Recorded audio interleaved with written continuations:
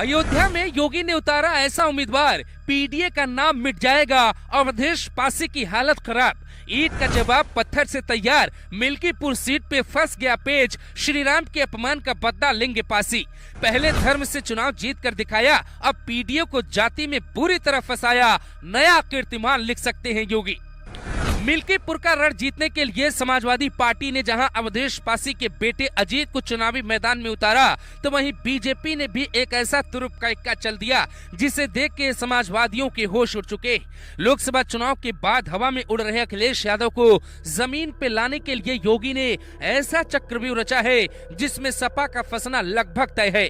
योगी का master stroke क्या है, उस पर आए उससे पहले मिल्कीपुर का गणित समझ लीजिए। जहाँ करीब 3.5 लाख मतदाता है, 3.5 लाख में से 1.25 लाख दलित मतदाता है, 55,000 यादव, 30,000 मुस्लिम, 60,000 ब्राह्मण, 55,000 पासी हैं, 25,000 ठाकुर, 50,000 अन्य पिछड़े वर्ग के वोटर्स इस सीट पर प्रभावी हैं।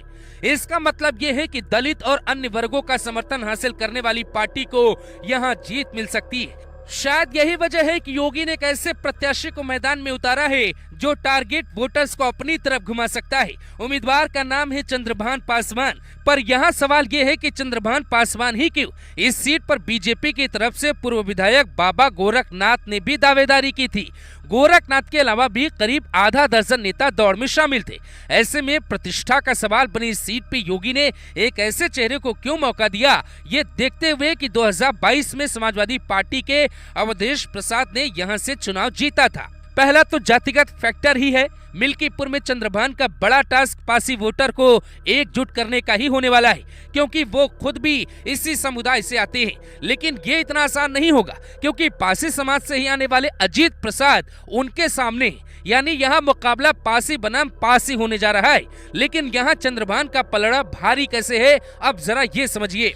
पेशे से वकील चंद्रभान पासवान अयोध्या के रुदौली कस्बे से सटे परसौली गांव के रहने वाले, यानी एक स्थानीय युवा नेता के तौर पे उनकी पहचान है। लोगों के बीच उनकी अच्छी पहचान और पकड़ मानी जाती है। उनके सियासी कद को इस तरह समझा जा सकता है कि लोकसभा चुनाव के वक्त उन्हें 72 बूथों की जिम्मेदारी दी गई, जिसमें से उन्होंने 65 बूथों पे भगवा झंडा फहराया। ये दिखता है कि चंद्रभान के पास राजनीति का कितना बेहतर अनुभव है। वो खुद भी 2 बार रुदौली से जिला पंचायत सदस्य बन चुके हैं। मौजूदा समय में उनकी पत्नी कंचन पासवान भी जिला पंचायत सदस्य है। पार्टी के साथ लंबे समय से जुड़े चंद्रभान अयोध्या में बीजेपी जिला कार्य समिति के सदस्य भी है। हालांकि जिस सीट पर चंद्रभान चुनावी लड़ाई लड़ने जा रहे, वहां मुस्लिम वोटर भी निर्णायक भूमिका में रहते। क्षत्रिय और वैश्य वोटर की संख्या भी ठीक ठाक है।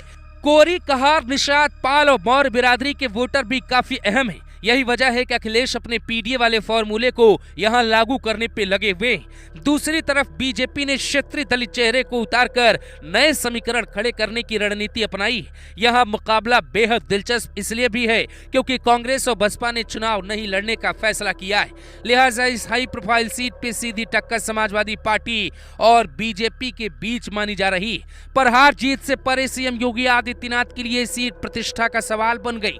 लोकसभा चुनाव की हार का दाग मिल्कीपुर की जीत से ही धोया जा सकता है। बीजेपी इस बात को अच्छे से समझती है। यही वजह है कि योगी ने बटेंगे तो कटेंगे के नारे के साथ साथ खुद जीत की गारंटी अपने कंधों पे उठाए आगे बढ़ रहे। हाल ही में यूपी में 9 सीटों पर उपचुनाव हुए, जिसमें योगी ने 7 सीटें जीतकर अपनी ताकत का एहसास अखिलेश यादव को भी करवा दिया। लेकिन यहाँ चुनौती अलग तरह की है। मिल्कीपुर सीट पे सालों से समाजवादी पार्टी का कब्जा है।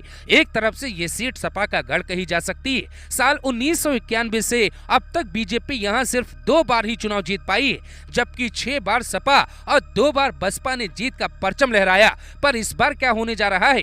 क्या महाकुंभ के बीच होने जा रहे चुनावी रण में योगी बाजी मार ले जाएंगे या फिर अखिलेश अपनी नाक और ऊंची कर लेंगे? आपको क्या लगता है? हमें कमेंट करके जरूर बताएं।